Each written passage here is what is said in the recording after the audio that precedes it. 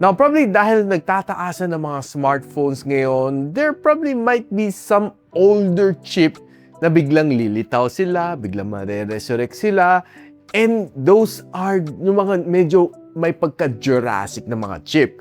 Now, in this video, i-discuss natin some of the chips to avoid, mga processor or SoC na dapat nyo i-avoid this 2026 despite nagtataasan na mga presyo, pero personally, I would suggest na dapat nyo pa rin silang iwasan. So, ano nga mga chip na yon? Pag-usapan natin after this quick intro.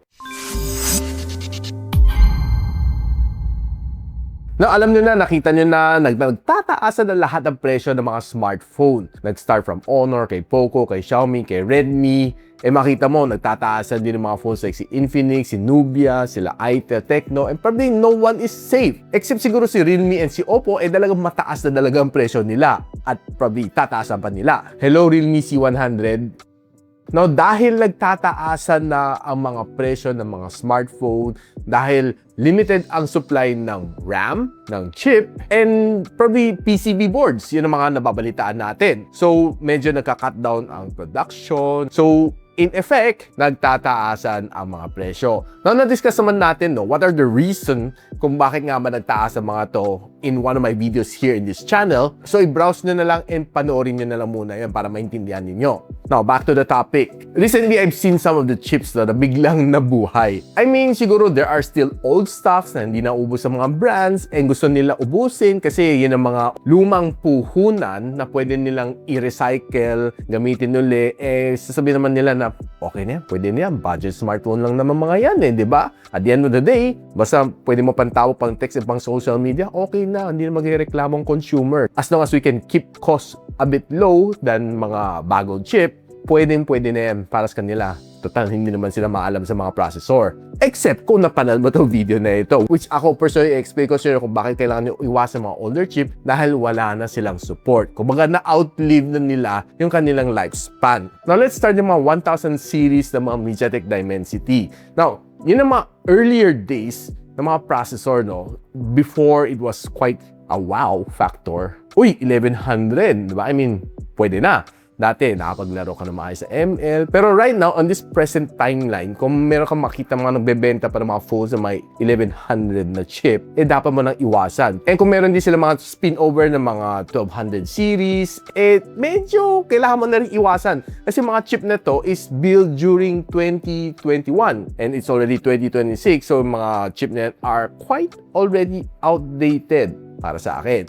Napag-usapan naman natin right now yung mga Dimensity 7 series. There are mga older chip like 7020, 7030, mga dapat mo nang iwasan yan. Kahit yung mga 7200, medyo iwasan mo na rin mga chip na yon. Dahil sa older na ang technology, medyo mas mabagal na sila, medyo wala na sila masyadong silbi wala na rin sila masyadong support. So I would suggest that you get yung mga 7300, 7350, yun ang mga mas bago na pwede nang bilhin. Especially if you're targeting mga medyo nasa mid-range or a little bit below lower mid-range, yun ang mga chip na pwede mong i-consider. Now, syempre meron tayong mga mid-range or a little bit upper mid-range na series, which is the Dimensity 8000 series. Started off with 8000, 8100. Yun ang mga older chip ng 8000 series, which for me, wag nyo nang bilhin. Kahit 8200, okay, stop na yan. Wag nyo nang pag-isipan pa yan. Unless siguro meron ka pang 8200 na happy ka pa rin naman sa performance, it's okay. Pero if you're buying in the present timeline 2026 na mid-year, iwasan mo ng 8200. I would suggest you get the 8300, 8350, 8400, 8500. Yun ang mga dapat i-target mo dahil better sila, mas efficient, mas hindi ganun kainit, and you would get the most sa kanilang performance. Now, before we jump to the 9000 series, medyo isingit ko lang si 6000 series kasi medyo kunti lang tong kanyang chip. Now, si 6000 series, medyo mas sikat lang sa kanya dati si 6100, 6100 plus. Yun yung mga medyo kailangan mo na iwasan yon. Probably the only na 6000 series na pwede ko pa i-recommend sa inyo na pwede nyo pambilhin is the 6300 at the present timeline. Yun yung mga tipong lower mid-range na chip na pwede pa, kaya pa na ba mag-perform. which is almost equivalent sa mga Snapdragon 6 series. Now, of course, yung pinaka-premium na MediaTek is, of course, yung kanya 9000 series. It started off with the 9000, 9000 Plus, 9200, 9200 Plus, and probably you'll still see mga likes ng 9300 and 9300 Plus. For me, yung mga kaka-mention ko lang, yun ang probably the ones that you probably might want to avoid this 2026. Kasi medyo luma na siya. Pero I would say siguro the most na pwede pa rin bilhin is 9300 Plus. Pero the rest, yung mga pababa, medyo iwasan na sila kasi wala na silang support. Medyo hindi na sila future-proof in case you're planning to use those smartphone for 3, 4, 5, 6 years. Talagang medyo outdated na sila. Now, ano marirecommend ko naman sa inyo if you're trying to buy yung mga top of the line na meron ni MediaTek Dimensity? Of course, 9400, 9400 Plus, kung makakuha ka na 9500, it's okay. Diba? Yun ang mga better processor na meron ni MediaTek Dimensity, which is more optimized, mas hindi mainit. Ako, pinaka-favorite ko si 9400 Plus, which is, of course, one of the more efficient na chip. Mas hindi siya ganun kainit compared kay 9500.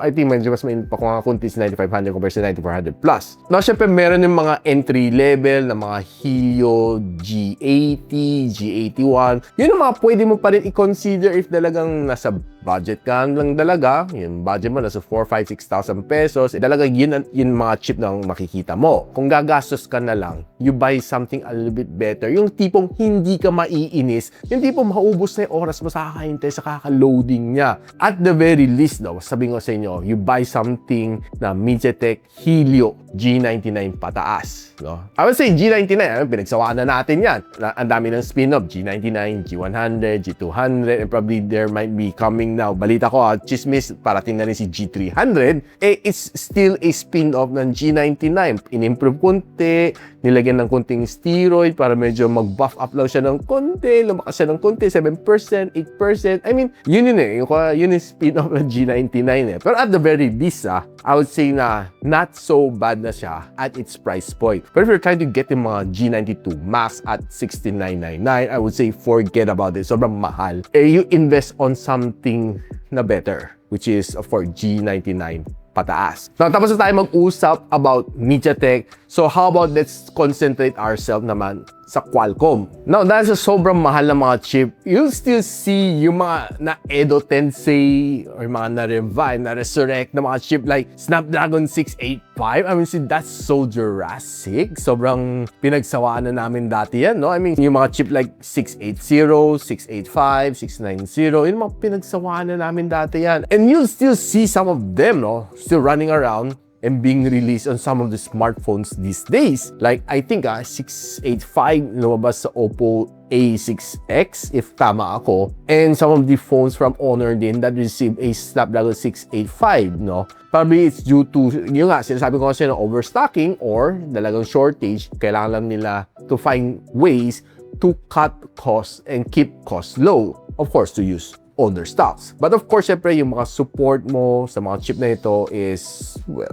alam mo naman, pinaglumaan na. So don't expect anything revolutionary sa mga chip na to. So yung mga ganitong chip, yung 3 digit, no? Yan, mga iwasan mo na mga yan. Yung mga Snapdragon 870, iwasan mo na rin yan. Yung mga luma na yan, I mean, those are quite the older generation ng mga chip. Now, let's focus ourselves naman kasi there are 3 major lang naman na category ang meron. Actually, gawin natin 4 major, no? So, first start is the Snapdragon 6 series. 6 Gen 1, 6 Gen 2, no? So, maybe I would say na 6 Gen 1, 6 Gen 2, medyo, medyo luma na sila, no? Pwede mo lang, let's just say, forget about it, no? Yung mga chip na yan. Now, probably you might want to get yung mga likes ng 6 Gen 3, 6 Gen 4, 6 Gen 5. Yan ang mga mas bago, no? Mas ma-optimize pa nila kahit paano to be more compatible for the future-proofing. Okay pa rin mga chip na to. Now, let's talk about the Snapdragon 7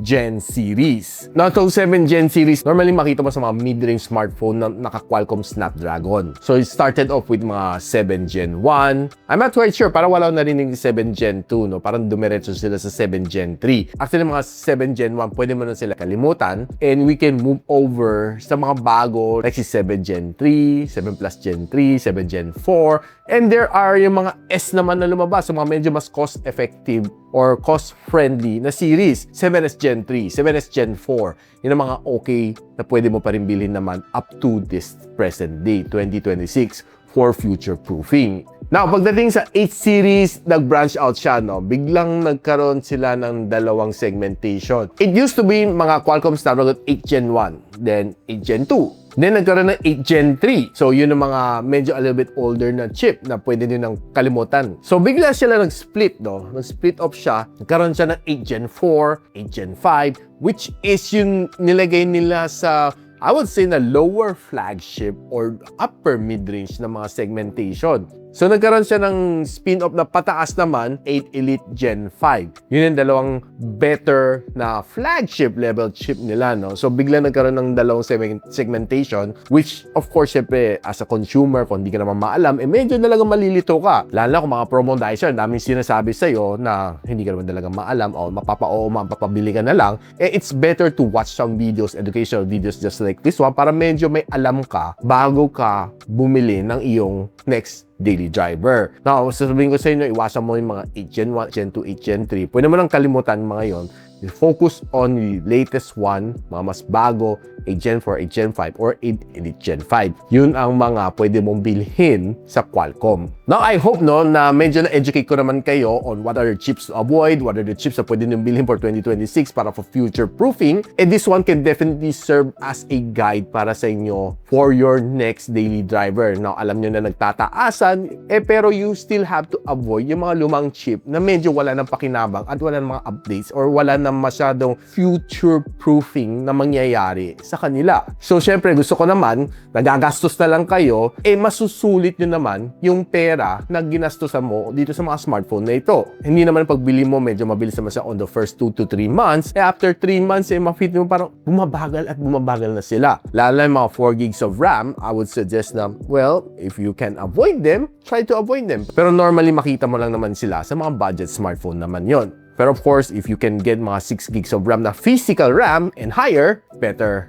get those RAM na lang. So I personally hope to make another discussion about RAM, virtual memory, whatever those are, on a separate video para at least may idea din kayo kung ano nga ba mga pinagsasabi ng mga promodizer na 12 gigs of RAM, 24 gigs of RAM. I'm sure 24 gigs of RAM, yung physical yun, no?